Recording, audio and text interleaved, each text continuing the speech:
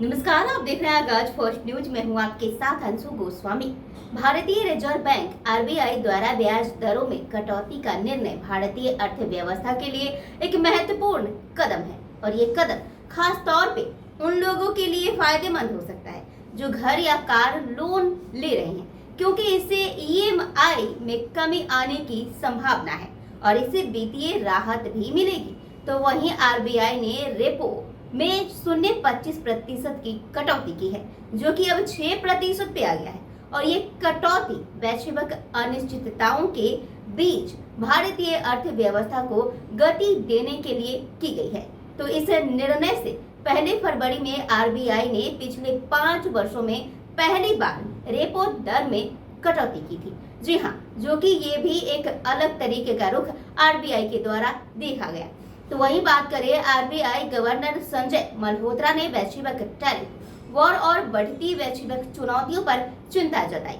उन्होंने कहा कि ऊंचे टैरिफ विशेषकर आयात निशुल्क से वैश्विक अर्थव्यवस्था में समस्याएं उत्पन्न हो रही है, जो कि भारतीय अर्थव्यवस्था को प्रभावित कर सकती है और इससे भारतीय व्यापार और विकास की गति पर नकारात्मक असर पड़ सकता है। तो वहीं अगर बात करें, गवर्नर ने जिस तरीके से अपनी बातों को रखा, उन्होंने कहा तो ये भी आगे उन्होंने बताया कि महंगाई अब नियंत्रण में है और कच्चे तेल की कीमतों में गिरावट से उपभोक्ताओं को राहत मिल सकती है।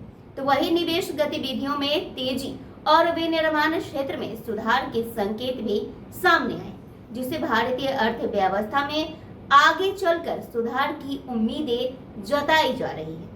तो वहीं अगर बात करें तो रेपो का घटना बैंकों को सस्ते ब्याज पर ऋण देने का मौका देता है, जिससे कि लोन की बात करें तो ब्याज दर में कमी होती है और इससे घर, कार और व्यक्तिगत लोन की ईएमआई भी अगर बात करें तो ये कम हो सकती है। तो वहीं उधारी का बोझ हल्का हो सकता है और इसके अलावा ये कदम निवेश और उपभोक्ता खर्च को बढ़ावा देता है, जो कि भारतीय अर्थव्यवस्था में तेजी ला सकता है।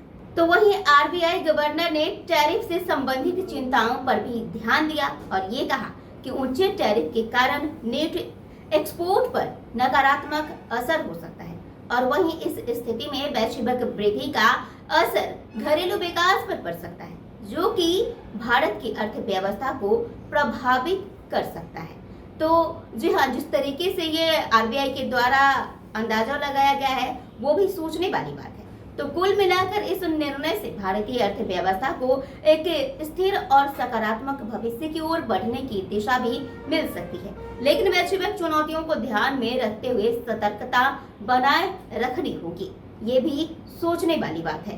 देखते रहिए आगाज फर्स्ट न्यूज चैनल को लाइक, सब्सक्राइब, शेयर, फॉलो जरूर करें। शुक्रिया।